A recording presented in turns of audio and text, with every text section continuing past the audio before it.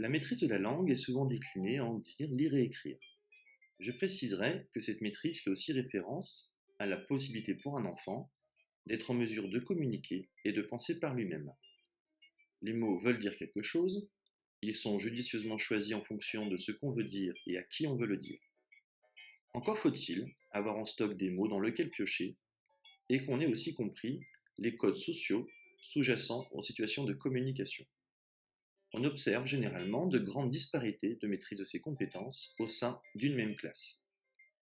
L'enjeu principal pour l'école est de permettre à chaque élève une maîtrise suffisante des compétences, notamment langagières, pour qu'il puisse trouver sa place au sein de l'école, mais aussi par extension dans notre société.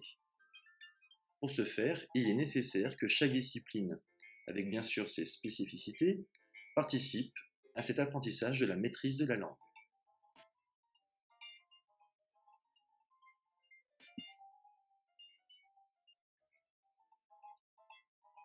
La maîtrise de la langue concerne autant l'écrit que l'oral. Elle est mise en jeu dans ce qu'on appelle des situations de communication. Nous allons modéliser ces situations de communication en prenant appui tout d'abord sur ce qu'on appelle la transmission de messages. Nous évoquerons ensuite ces situations de communication pour expliciter ce qu'on appelle aussi une interaction.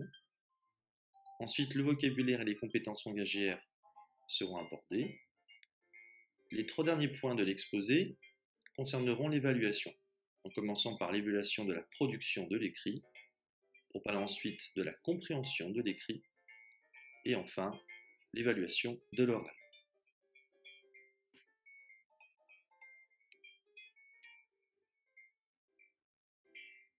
Les informations sont codées par des messages qui soient auditifs, soit visuels, soit encore les deux. Par message visuel, on entend par exemple les images, les gestes ou encore les écrits. Lorsqu'un message est perçu et compris par une personne, on parlera de compréhension ou de décodage du message. A l'inverse, lorsqu'un message est construit et émis, on parlera de production ou de codage du message. Dans cette vidéo, on s'intéressera donc à la compréhension-production d'un message qui soit visuel ou oral.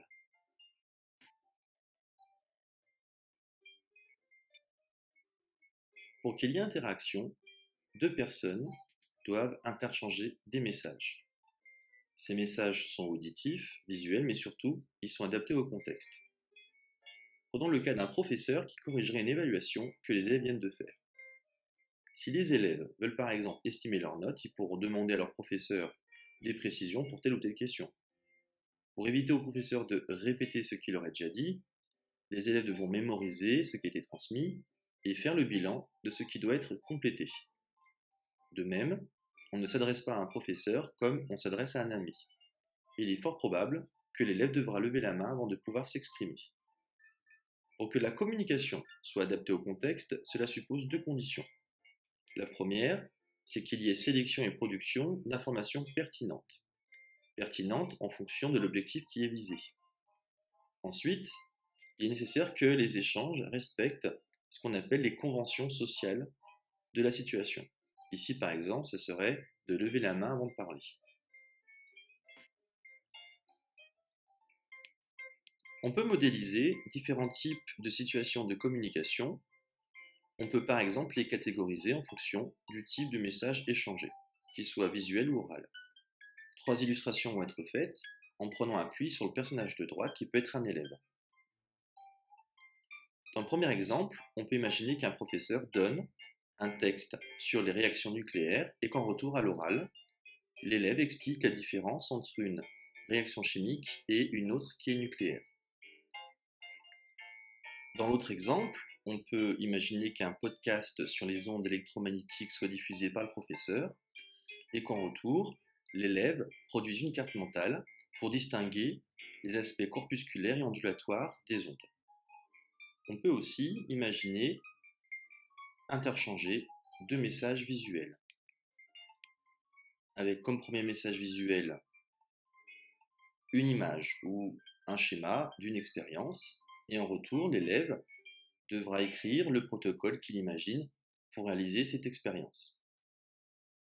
On remarquera que lorsqu'un message est échangé au moins une fois lors des interactions, on pourra parler de maîtrise de la langue.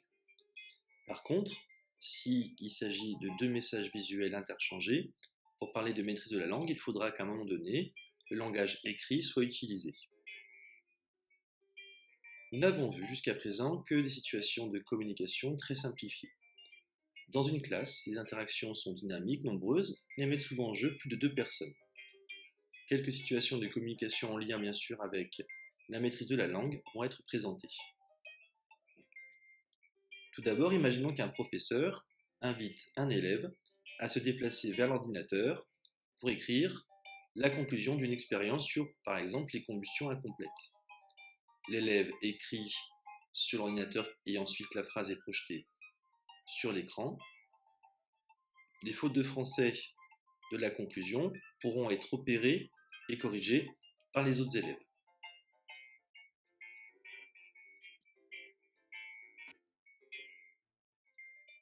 On peut aussi choisir une image comme message visuel.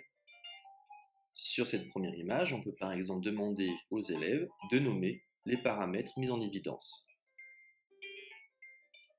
Ils peuvent le faire soit bien sûr à l'oral, mais aussi par écrit. Une autre image peut être aussi utilisée comme les cartes mentales. On pourra demander aux élèves par exemple de faire des phrases à l'oral ou à l'écrit en parcourant une branche de cette carte. On peut mettre en œuvre aussi différents processus de codage-décodage. Dans cet exemple, un élève reçoit une image qu'il doit décrire, la description écrite est ensuite transmise à un autre élève qui doit l'utiliser pour reproduire une image compatible. En comparant finalement l'image initiale et celle qui a été produite par le dernier élève, on peut éventuellement mettre en évidence des manques de précision ou encore des erreurs d'interprétation. Enfin, être en situation de communication, c'est aussi simplement construire une interprétation d'une expérience grâce à des échanges dans la classe.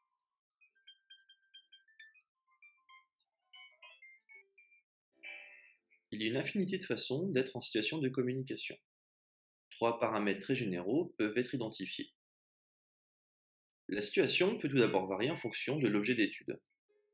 Il peut s'agir de l'étude d'un concept ou encore d'une observation d'un phénomène. Ensuite, l'objectif visé et la compétence langagière utilisée peuvent varier.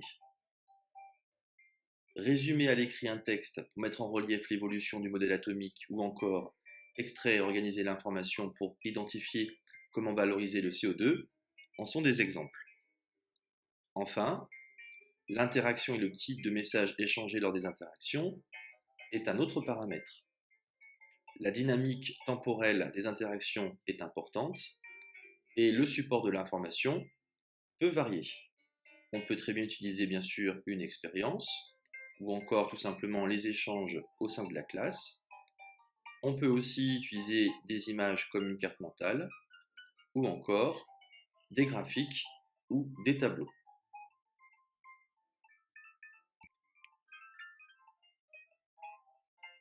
Peu importe les situations de communication, elles revêtent toutes des objectifs communs.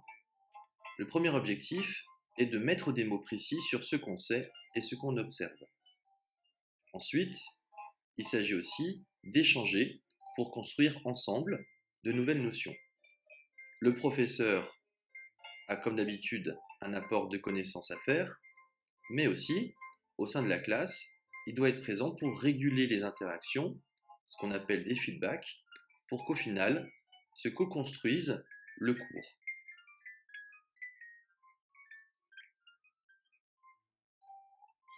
Pour une même compétence, on ne peut pas avoir le même degré d'exigence pour un élève de 5e et un autre qui serait en terminale. Au cours du développement de l'enfant, les compétences comme celles qui sont langagières se consolident progressivement. Quand l'élève grandit, on parlera de maturation cognitive et on verra une augmentation de plusieurs choses. Tout d'abord, de la quantité des informations qui peuvent être traitées, de manière successive ou simultanée. De même, la variété des supports que l'élève pourra utiliser efficacement va augmenter. Enfin, la variété des contextes auxquels l'élève peut s'adapter va aussi augmenter progressivement.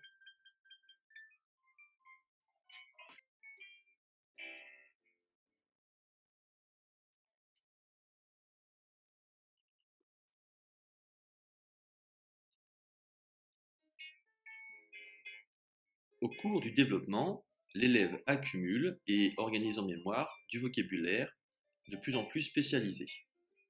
Lorsqu'il s'agira d'interpréter les phénomènes observés ou de décrire l'environnement, il pourra alors utiliser un vocabulaire de plus en plus précis. Par exemple, si on s'intéresse au mélange d'eau et d'huile en cinquième, un élève apprendra à parler de miscibilité. Lorsqu'il sera au lycée, il pourra interpréter cette non-miscibilité en termes d'interaction électrostatique.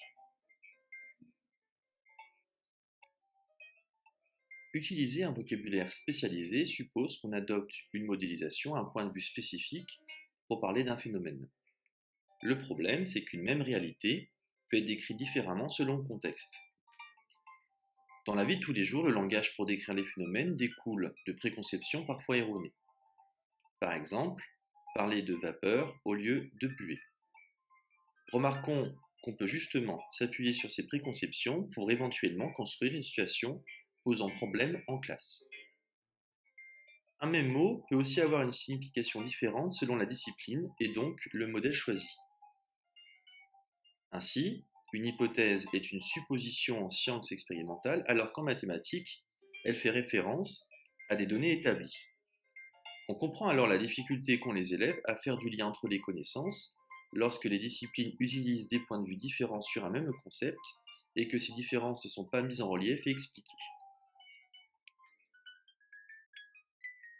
Comme précédemment, au cours du développement de l'élève, on peut aussi ajouter que la finesse du vocabulaire permise va s'améliorer au cours du temps.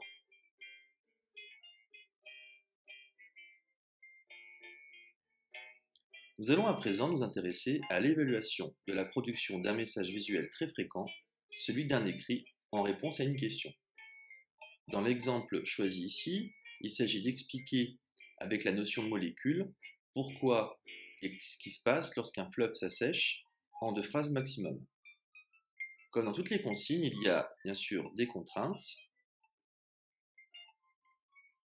qui sont ici repérées par la notion de molécule et aussi les 2 phrases maximum.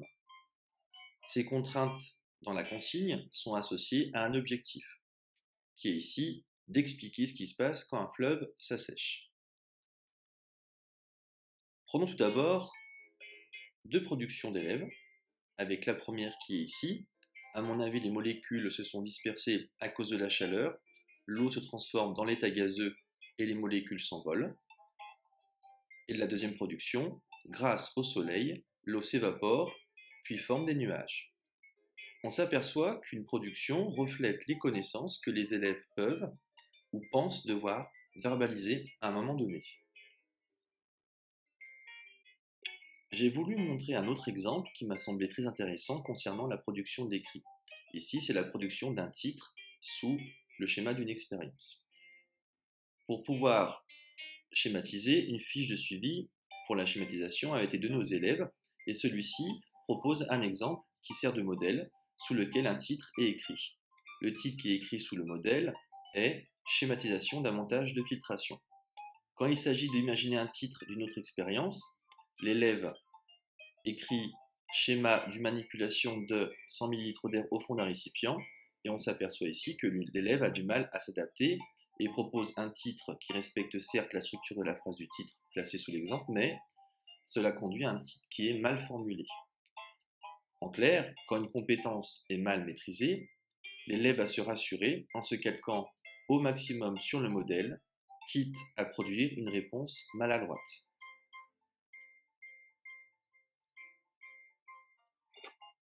Revenons à l'exemple de tout à l'heure où l'élève devait fournir une explication de pourquoi le fleuve s'assèche en utilisant la notion de molécule. Lorsqu'on regarde la proposition de cet élève-là qui écrit « À mon avis, les molécules se sont dispersées à cause de la chaleur », l'eau se transforme dans l'état gazeux et les molécules s'envolent. Lorsque on évalue cette proposition, on peut tout d'abord considérer la forme de la proposition. Quand je parle de forme, je parle de soin, ici rien à redire de particulier, des fautes de français, il y en a quelques-unes, on verra ça tout à l'heure, et aussi le niveau de langue choisi. Justement, concernant les fautes, on peut distinguer généralement les fautes d'orthographe, ici il n'y en a pas, par contre on repère des fautes de grammaire, avec des oublis des pluriels, et aussi une faute de syntaxe, quand l'élève dit se transforme dans l'état gazeux. Pour évaluer le fond de la proposition, on peut utiliser 4 critères qui sont invariables. Le premier critère est la véracité de la proposition. Est-ce que l'élève a donné des informations qui sont vraies? Le deuxième critère est la pertinence. Est-ce que l'élève n'a pas fait de hors-sujet? Est-ce qu'il a réussi à s'adapter au contexte de la question? Ensuite, nous avons l'exhaustivité. Est-ce que l'élève a dit tout ce qu'il fallait dire? Et enfin, la clarté. Lorsqu'il y a un manque de clarté, on pourra dire par exemple que c'est mal dit. La clarté montre que l'élève est capable de structurer une réponse sans être forcément esclave du fil de sa pensée, puisqu'il a restructuré justement l'ensemble, et qu'aussi le vocabulaire qu'il utilise est précis. Lorsqu'au final on évalue cette proposition, on peut donc repérer qu'il y a des fautes de grammaire, de syntaxe, et que la clarté laisse encore à désirer.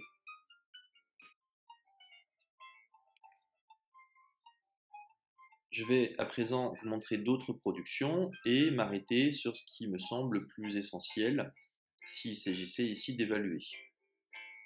L'autre exemple qui est ici, c'est grâce au soleil, l'eau s'évapore puis forme des nuages. Concernant les différents critères qui ont été énumérés, on peut ici noter que l'information n'est pas du tout exhaustive et qu'elle n'est pas non plus pertinente concernant la question.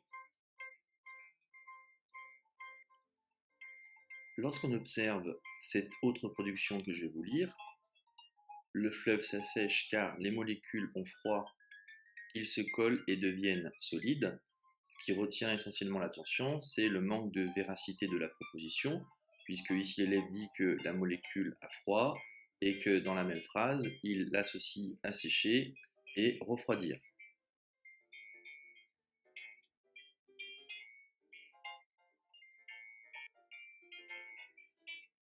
Généralement et surtout au lycée, on demande plutôt à l'élève, au-delà de rédiger une proposition, de rédiger plutôt un paragraphe contenant plusieurs propositions. On va utiliser comme exemple l'énoncé suivant, qui est extrait du baccalauréat scientifique de 2013.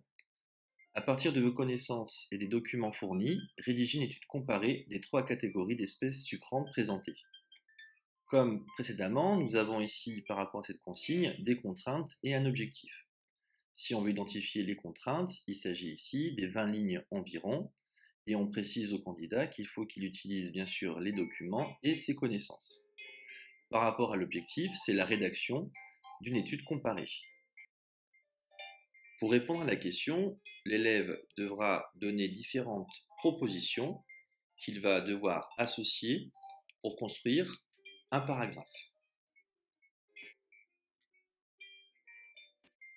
Il s'agit donc ici de prélever des informations dans des documents et d'apporter des connaissances si nécessaire. Pour chaque document, l'élève doit donc repérer les informations importantes et les extraire.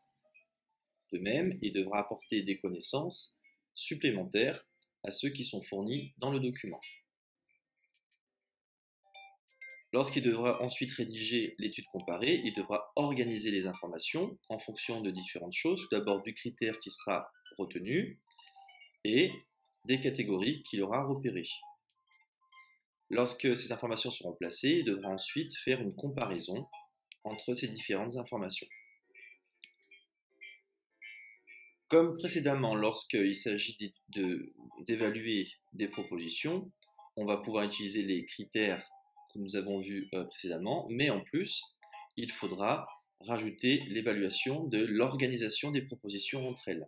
Est-ce que la logique a été respectée? Est-ce que les informations sont bien rangées là où elles devraient être rangées, etc.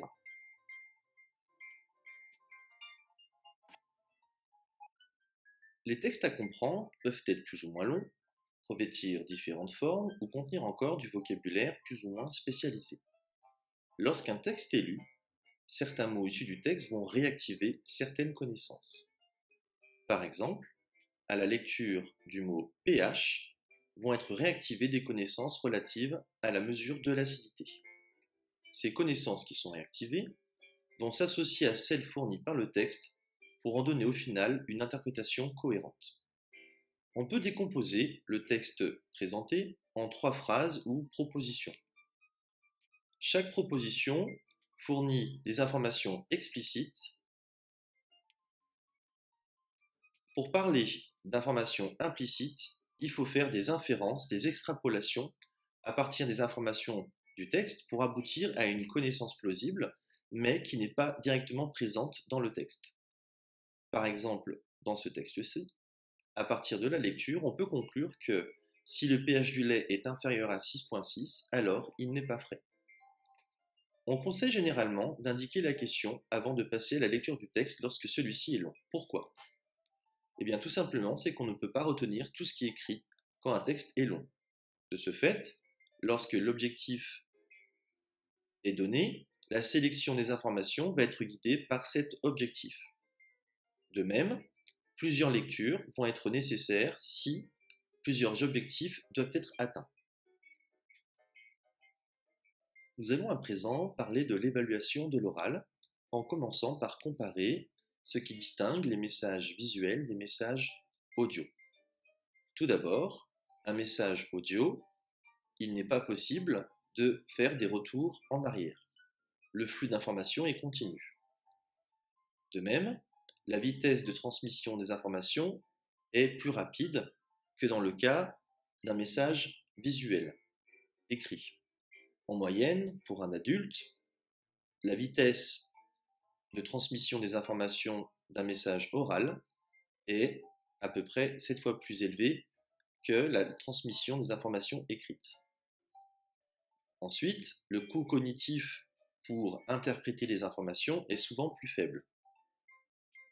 Enfin, l'oral permet davantage de créer plus d'interactivité entre les partenaires. Nous allons nous intéresser à l'évaluation de l'oral en commençant par celle de la participation en classe. En classe, le professeur doit réguler les échanges pour aider les élèves à faire le lien entre ce qu'ils viennent de dire et ce qui a été déjà dit. On observe parfois des réponses d'élèves déconnectées avec ce qui vient d'être dit, dans le sens où ils ne font pas forcément la synthèse de tous les échanges pour sélectionner seulement ce qui doit être complété. 2 paramètres permettent d'évaluer la qualité de la participation en classe d'un élève. Tout d'abord, il y a la fréquence, c'est-à-dire le nombre de fois que l'élève participe dans la séance. Il y a aussi la pertinence. Cette dimension fait référence à la qualité du propos à faire avancer le groupe dans ses réflexions ou à construire une connaissance. Si on s'intéresse à l'évaluation d'une proposition transmise à l'oral entre 2 personnes, on peut retenir certains critères légèrement différents de ceux utilisés pour la production d'un écrit. Par exemple, on parlera de posture au lieu de soin. La posture fait référence à la motivation à transmettre l'information ou encore au sérieux de la posture adoptée. De même, les fautes de français ne s'entendent généralement pas lorsqu'elles portent sur l'orthographe. Voici une vidéo montrant des interactions entre un professeur et un élève de 5e SECPA. Le professeur demande à l'élève d'expliciter comment il est parvenu à répondre à la question.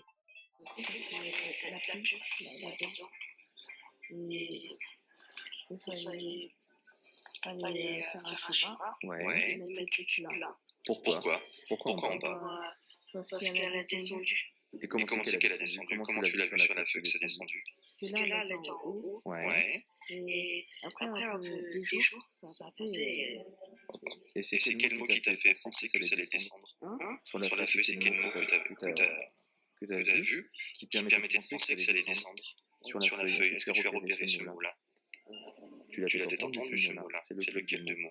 Je me rappelle plus trop. Regarde sur ta feuille. C'est quel mot? Mélanger, Regarde le mot qui t'a permis de penser. décantation. On a l'impression que l'élève est parvenu à faire le schéma demandé sans tenir compte du terme décantation qui est pourtant placé sur le document.